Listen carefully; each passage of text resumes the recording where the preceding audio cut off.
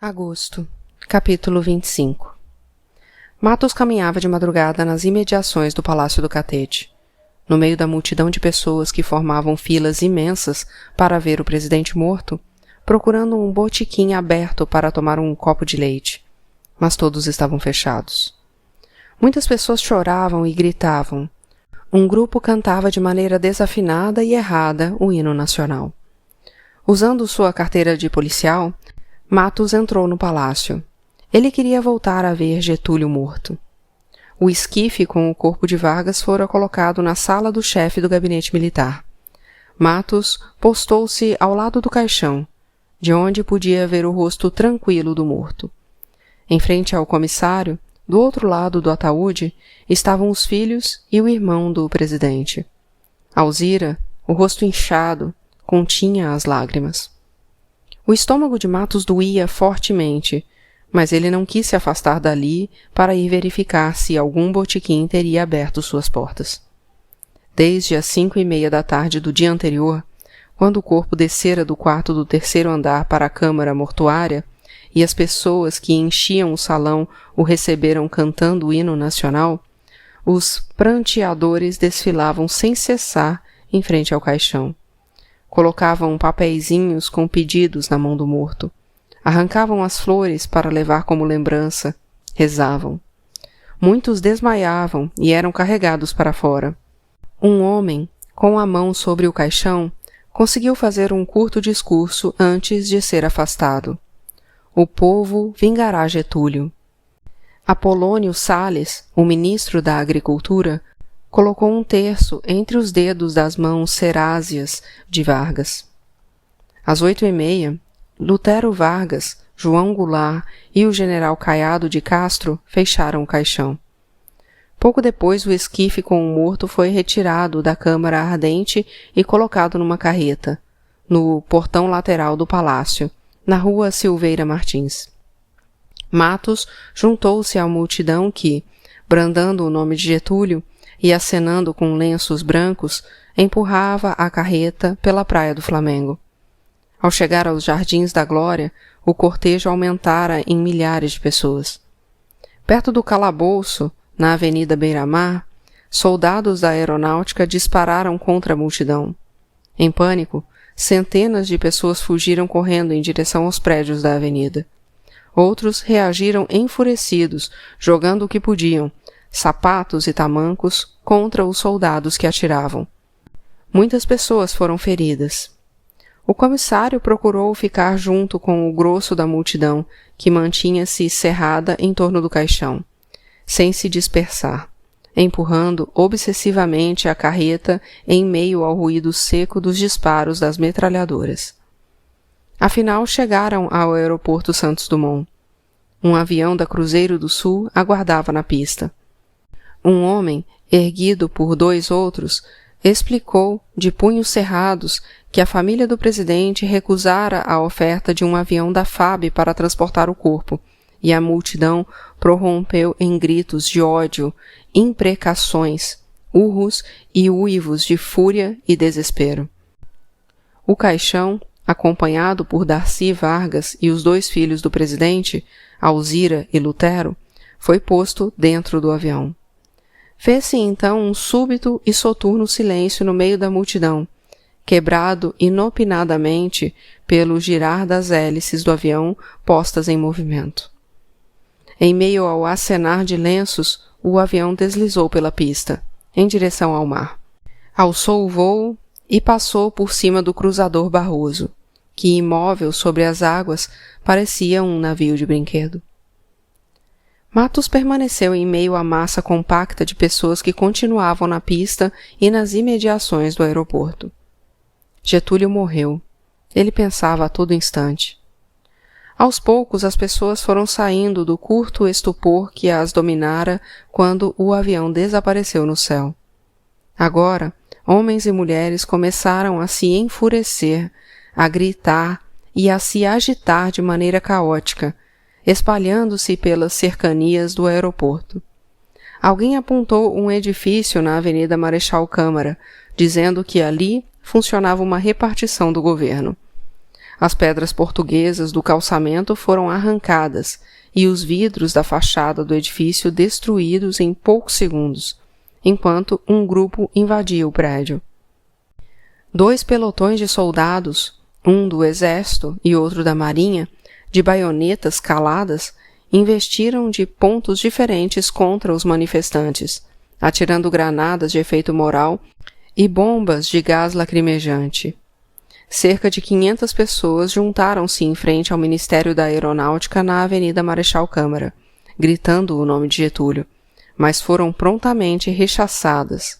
Dezenas de manifestantes ficaram feridos. Matos caminhou em direção à Avenida Rio Branco. Um grupo tentava invadir a embaixada americana, na Avenida Presidente Wilson, sendo repelido com disparos de metralhadoras pelos soldados que protegiam a embaixada. Rechaçados, os manifestantes atravessaram a rua carregando os feridos, decididos a depredar e incendiar o prédio da Standard Esso. Mas novamente foram dispersados por um pelotão de soldados do exército, de baionetas caladas. Na pequena praça em frente ao edifício da Standard Esso, agora vazia, ficaram apenas Matos e um homem caído. Matos ajoelhou-se ao lado do ferido. O homem tentou lhe dizer alguma coisa, mas morreu antes de poder falar. O comissário procurou nos bolsos do morto algum documento que pudesse identificá-lo, mas nada encontrou. Um morto na rua era a responsabilidade da polícia, e ele ainda não fora expulso da polícia. Precisava arranjar um telefone para pedir a remoção do corpo para o IML. Caminhou pela avenida, passou em frente ao Senado, cercado por tropas do exército, e parou na porta do edifício São Borja. Pensou em subir e telefonar do rendezvous da Laura, mas preferiu telefonar da portaria. Ao sair, notou que mais adiante, na esquina da rua Santa Luzia com a Avenida Rio Branco, o mesmo grupo que antes atacara a embaixada americana e o prédio da Standard Esso voltara a se reunir. Um homem subira num poste e gritava: "Não vamos fugir! Não vamos fugir!"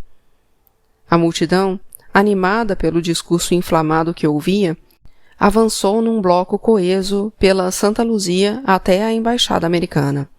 Agora, além de pedras, muitos portavam paus e ferros arrancados dos bancos dos jardins.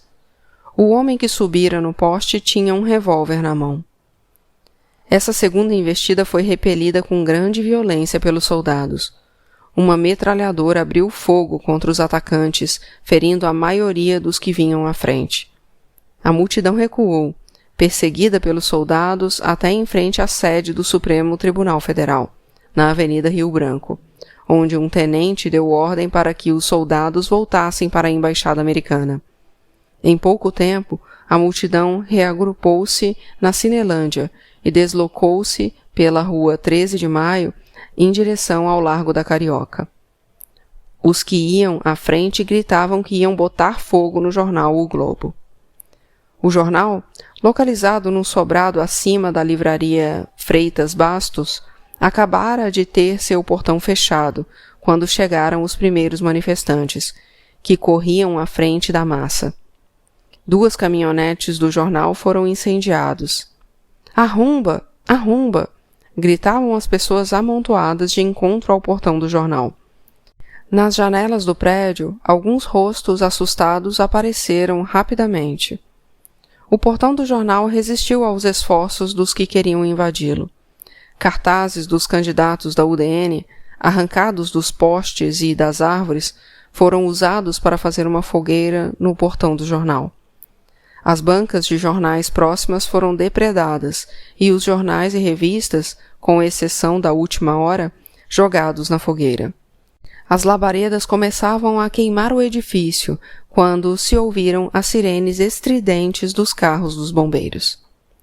Junto com os bombeiros chegaram 3 carros da polícia, mas os policiais não procuraram impedir o quebra-quebra.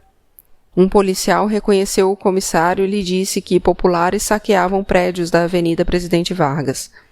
A tribuna da imprensa estaria sendo apedrejada por uma massa enfurecida que enchia a rua do Lavradio. "O povo vai fazer uma revolução", disse o policial. Os elevadores do edifício de Matos estavam com defeito. Ele subiu com dificuldade os 8 andares, sem contar os degraus. Sentia-se muito cansado. Devo estar tendo a tal hemorragia. Logo que entrou em casa, abriu a geladeira. Bebeu o leite que encontrou, diretamente da garrafa. Pelo rádio, ouviu as notícias de que a cidade voltara à calma. O presidente Café Filho nomeara, no primeiro ato de sua investidura no governo, o brigadeiro Eduardo Gomes para o Ministério da Aeronáutica. O general Juarez Távora fora nomeado chefe do gabinete militar da presidência. O governo colocara 12.000 soldados, centenas de tanques de guerra e outras viaturas militares em pontos estratégicos da cidade. As autoridades afirmavam que a agitação, prontamente dominada, obedecera a um plano esquerdista. Os comunistas queriam causar uma guerra civil e instalar uma ditadura soviética. Luiz Carlos Prestes teria declarado que estava pronto para assumir o comando da revolução e que uma greve geral dos trabalhadores fora marcada para o dia 2 de setembro. O tenente Gregório manifestara ao coronel Adil de Oliveira o desejo de despedir-se de Vargas, mas seu pedido não foi aceito. Os malefícios causados ao presidente pelo ex-Anjo Negro, pelo prevaricador de Ébano, haviam feito com que a família de Vargas se recusasse a permitir a sua presença na sala mortuária, dizia o locutor. Gregório teria entrado em intensa crise emocional, e as autoridades da aeronáutica temiam que atentasse contra a própria vida, tendo sido colocado sob a vigilância permanente de 2 sentinelas. Matos ligou para a casa de saúde Dr. Eiras. Conseguiu falar com o Dr. Arnoldo. Alice está bem melhor. Dentro de uns 2 dias, creio que poderei lhe dar alta. Ela diz que quer voltar para a sua casa. Recusa-se a ter contato com o marido. Diga a ela que está bem, que volte para minha casa. Estarei esperando por ela. Depois ligou para Salete. Olha, Salete, aquela moça, a Alice, ficou doente. Quando sair do hospital vai ter que ficar aqui em casa algum tempo. Eu estou telefonando para dizer que gosto muito de você, que você é a minha namorada verdadeira. Depois a gente vê como resolve o problema da Alice. Ela precisa de mim, entendeu? Eu ajudo você a tomar conta dela. Posso passar no seu apartamento agora? Vem, estou com saudades de você. Se eu deitar, essa fraqueza passa, ele pensou. Deixou a porta do apartamento aberta, para que Salete pudesse entrar sem que ele tivesse que se levantar. Foi para o quarto e deitou-se. Dormiu. Acordou com a voz de Salete. Alberto, você está aí? O que foi que houve? Um incêndio? Estou no quarto. Meu Deus, como você está pálido, disse a moça. Matos tentou levantar-se da cama, mas não conseguiu. Sua roupa e seus cabelos estavam empapados de suor. Quem botou o fogo na casa? Eu, mas você chama alguém para dar um jeito nisso, por favor? Você está se sentindo bem? Desculpe, não esperava que minha úlcera fosse me pregar uma peça logo agora. Eu chamei você aqui, eu queria, mas vai ficar para depois. Acho que agora tenho que ir para um hospital. Você vai ter que operar? Creio que sim. Você vai morrer? Não. Pega esse embrulhinho de papel de seda em cima da mesinha. É para você. Abre com cuidado. Salete abriu o embrulhinho. Meu Deus, não acredito. É isso mesmo que eu estou vendo? É. Uma casquinha de ferida tua. Guardei todos esses dias para você levar para aquela macumbeira. Ela não é macumbeira. Seja o que for, mas antes você vai me ajudar a ir para o hospital. É este o endereço. O meu médico disse que eu fosse para lá se me sentisse muito mal. Depois volta aqui para casa. Espera a chegada da Alice. Ela pode chegar amanhã ou depois. Explica tudo para ela. Trate ela bem. Salete sentou-se ao lado de Matos na cama. Colocou a cabeça do comissário no seu colo. Abre os olhos, meu bem. Só um pouquinho. Matos abriu os olhos. Está vendo isso aqui? Salete mostrou o embrulhinho que Matos lhe dera. Olhe o que eu vou fazer com a casquinha. Salete fez uma bola de papel do embrulhinho e arremessou-o ao chão, como se atirasse uma pedra. Depois eu ponho no lixo, disse a moça. Na verdade, o embrulhinho não continha mais a casquinha de ferida, que Salete guardara antes em sua bolsa, na trouxe de pó de arroz. Matos voltou a fechar os olhos.